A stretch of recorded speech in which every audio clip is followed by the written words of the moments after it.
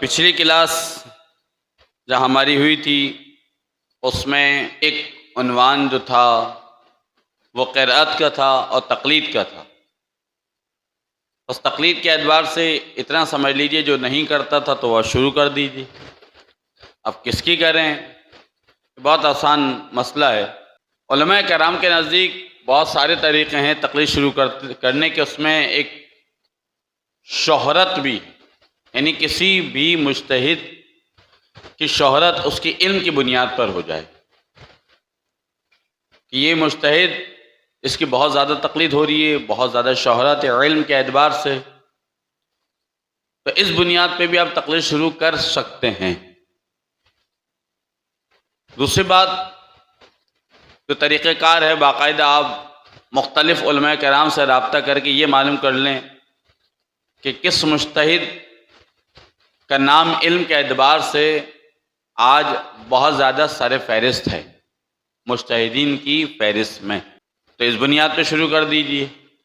یہ دو طریقے ہیں۔ اور اگر کسی نے اپنی مرضی سے یا کسی کے کہنے سے تقلید شروع کر دی تھی، تقلید صحیح ہے، یہ بات رکھیے، تقلید صحیح ہے۔ وہ الگ بات ہے کہ کچھ مسائل درپیش ہوں گے، لیکن تقلید صحیح ہے بذات خود۔ تو جنہوں نے تقلید نہیں کی تھی وہ اب نیت کر لیجیے، جس مجتہد کو بہتر سمجھتے ہیں، کیونکہ اس وقت ایران و عراق کے اگر مجتہدین کرام کی فہرست بیان کی جائے تو تقریباً 7-8 مجتہدین اس وقت ہیں جن کی تقلید ہو رہی ہے، جس میں آقا سیستانی، آقا رہبر معظم سید علی خامنائی، اس کے علاوہ وحید خراسانی، ناصر مکارمی شیرازی، آقا اسحاق فیاض، بشیر نجفی صاحب، اور ایک دو مجتہدین کرام ہیں۔ یہ موٹے موٹے نام ہیں، اس میں 2-3 تو بہت زیادہ مشہور ہیں، یعنی آقا سیستانی، آقا خامنائی، آقا وحید خراسانی، ناصر مکارمی شیرازی اور آقا بشیر نجفی صاحب، یہ عموماً بھی عام لوگوں کو جو تھوڑا بہت مذہب کے بارے میں علم رکھتے ہیں انہیں پتہ ہے۔ اب جس کی بہتر سمجھے ان کی تقلید شروع کر دیں، یہ تقلید کا مسئلہ یہاں ختم۔ تقلید کے لیے کوئی بیعت وغیرہ نہیں کرنی ہوتی، کیونکہ میں یہ بات یوں کر رہا ہوں کہ اکثر ایک نے مجھے پوچھا تھا کہ آقا صاحب وہاں جانا پڑے گا سیستانی صاحب کے پاس ان کے ہاتھ پہ ہاتھ رکھ کے بیعت کرنے کے لیے؟ ایسا کوئی مسئلہ نہیں، بس ان کی توضیح المسائل لے لیجئے اور اس پہ ان کے مسئلوں پہ عمل شروع کر دیجئے۔ اور اگر مالی معاملات ہوں تو ان کے وکیل کا معلوم کیجئے ان کا وکیل کہاں ہے، یا انہوں نے کسی ادارے کو کوئی اجازت وغیرہ دی ہے، یا کوئی مسئلہ درپیش ہو تو اس ادارے سے، اس شخص سے جا کے آپ رابطہ فرمائیں، مالی اعتبار سے، مسائل کے پوچھنے کے اعتبار سے، اور پھر یہ تقلید کا عنوان اپنی جگہ ختم۔ دوسری چیز میں نے کہی تھی قرأت، جو کہ میں نے گروپ میں پہنچا دی تھی، مجھے یقین ہے انشاءاللہ سب نے وہ سن لی ہوگی۔ اس کے علاوہ بھی اگر قرأت کے کسی کو مسائل ہیں تو وہ درس کے بعد، کیونکہ درس ڈسٹرب نہ ہو جائے، درس کے بعد رابطہ کریں تو اگر کوئی پرابلم ہوگی تو وہ حل کر دی جائے۔ اچھا، اب آج جن چیزوں کا بیان ہے، بہت ساری چیزوں کے فقہی مسائل بہت گہرائی کے ساتھ، تفصیل کے ساتھ یہاں بیان نہیں کیے جائیں گے، جن کی فی الحال ضرورت سمجھی جائے گی کہ کراچی کی حد تک انہیں بیان کر دیا جائے، وہ مسائل بیان کر دیے جائیں گے۔ مدینہ میں بھی انشاءاللہ تعالی ہمارے درس کا سلسلہ رہے گا، 7-8 دن 10 دن جتنے دن بھی وہاں حکومت سعودیہ کی طرف سے ہمارا قیام ہوا تو وہاں بھی مسائل بیان کیے جائیں گے۔ اور میں گزارش یہ کر رہا ہوں کہ وہاں پہنچتے ہی اپنا برنامہ یا اپنا شیڈیول جس کو آپ کہتے ہیں اس کو درست رکھیں، سونے کے حوالے سے، کھانے کے حوالے سے۔ پتہ ہی چلا درس 11 بجے رکھا ہے، ان قبلہ کی آنکھ ہی 1 بجے کھل رہی ہے۔ یہ چیزیں دیکھنے میں آئی ہیں، کیونکہ 2 بار میں حج کر چکا ہوں اور عمرہ بھی کر چکا ہوں، تو حج کے حوالے سے تو میں یہ بات بیان کر رہا ہوں۔ سو رہے ہوتے ہیں پڑے ہوئے، مثلا اچھا وہ غلط نہیں سو رہے، وہ بیچارے شبیداری کر کے آئے ہیں حرم میں، یعنی مدینے میں یا مکے میں، اس وجہ سے سو رہے ہیں اور ان کا سونا بنتا ہے، لیکن مینج کر لیں اس چیز کہ تھوڑی سی نیند کی قربانی دے کے ابھی درس سن لیجئے اور اس کے پھر کھانا وانا کھا کے نماز ظہرین پڑھ کے پھر سو جائیں۔ وہ کام کیا ہے؟ کھانا، سونا، عبادت کرنا، اس کے علاوہ چوتھا کام ہے ہی نہیں۔ تقلید کا مسئلہ، خمس کا مسئلہ میں نے بتا دیا تھا کہ سب سے پہلے یاد رکھیں کہ خمس اس پیسے پہ لگے گا جس پیسے سے آپ اس پیسے سے جا رہے ہوں کہ ان پیسوں کو آپ کے اپنے ہاتھ میں ہوتے ہوئے، چاہے وہ بینک میں ہوں یا آپ کے گھر میں ہوں، لیکن آپ کے اختیار میں ہوں۔ پتہ لگا کچھ چیزیں، پیسے بینک میں ہوتے ہیں، اختیار میں نہیں ہوتے۔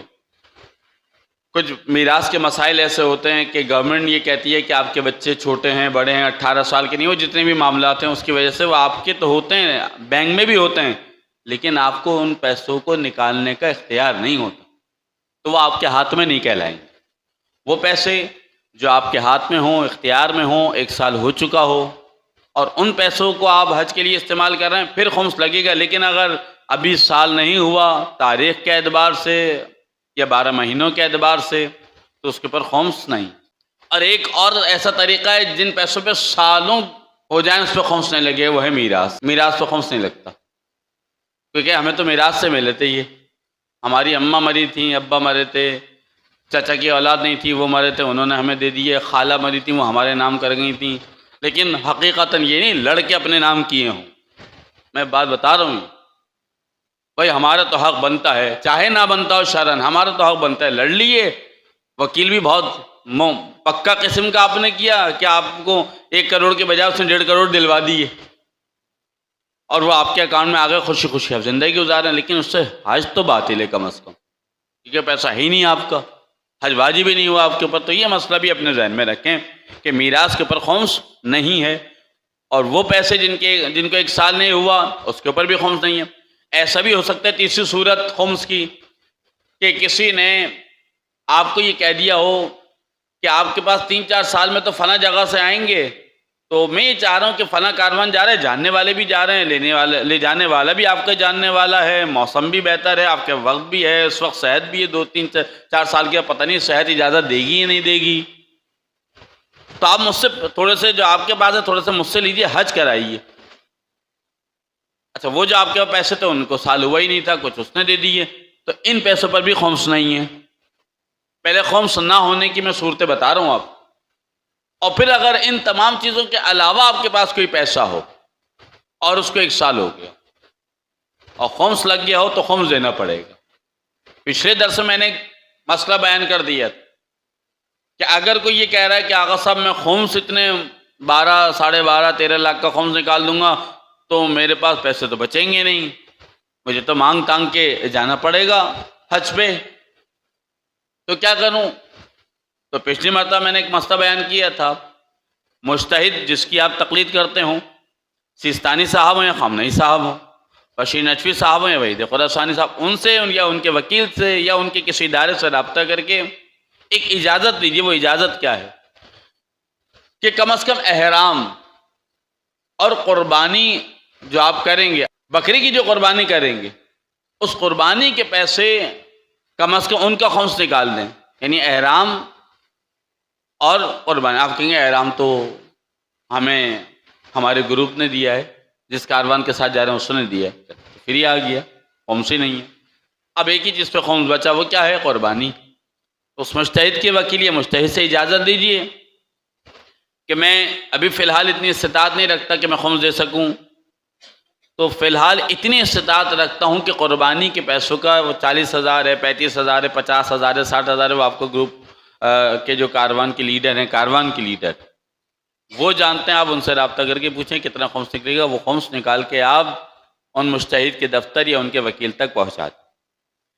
اچھا، اس کے بعد خمس نکل گیا، خمس کے بعد اگلا مسئلہ قیرات کا تھا، وہ میں نے حل کروا دیا تھا۔ اب حج جو کریں گے تو حج کی 2 صورتیں ہیں، یا تو آپ حج اپنا کر رہے ہیں یا کسی اور کا کر رہے ہیں۔ ابھی ساجد صاحب کی میں تقریر سن رہا تھا، کوئی اتنا اچھا مسلمان نہیں ہے، بقول ان کے کوئی یہ کہے کہ جناب میں نے فلاں حج کیا، تو ہو سکتا ہے مجھ سے کوئی غلطی ہو گئی، چلیں دوبارہ۔ یہ دوبارہ 12.5 لاکھ کوئی قربانی نہیں دے گا، دوبارہ کر لوں، ذرا غلطی ہو گئی تھی، جس سے نماز میں نہیں، ارے یہ نماز لگ رہا ہے کچھ آگے پیچھے ہو گئی ہے، دوبارہ، کیونکہ جا نہیں رہا نا کچھ نماز میں، حج میں جا رہا ہے 12.5-13 لاکھ روپے، کوئی نہیں کہے گا کہ دوبارہ۔ ہاں، سنت اگر آپ حج کرنا چاہیں، خدا آپ کو اتنا نوازے کہ آپ ہر سال حج کر رہے ہوں اور سنت کر رہے ہوں، امام کے نام کا کر رہے ہوں، کربلا والوں کا کر رہے ہوں، معصومین کا کر رہے ہوں، مومنین مرحومین موجودین کا کر رہے ہوں، جس کا بھی آپ حج کرتے ہیں، کر سکتے ہیں. ٹھیک ہے. دوسرا حج حج نیابتی ہے، جس کو حج بدل بھی کہتے ہیں. اس میں نیت کیا ہوگی؟ لیکن یاد رکھیں نیت کا باقاعدہ زبان سے گزارنا واجب تو نہیں ہے. اس مسئلے کو اپنے ذہن میں رکھیں، واجب تو نہیں ہے، صرف آپ کو ذہن میں رکھنا ہے. یعنی آپ کنکریاں مارنے گئے ہیں تو وہاں ایک دم پریشان ہو گئیں یا ہو گئے، ارے کیا ہوا، یہ تو ساری کنکریاں مار دیں. تو مارنی تو تھیں، لے کے تھوڑی جانی تھی. نہیں، وہ نیت تو کی نہیں. تو آپ بتائیے کنکریاں مارنے کیوں آئی ہیں؟ وہ تو حج کا رکن ہے تبھی مارنے آیا، تو اسی کا نام تو حج تھا. جیسے نیت، غسل کی نیت، وضو کی نیت، علماء کرام یہ کہتے ہیں، خصوصاً اس کی مثال میں روزے سے دے دوں.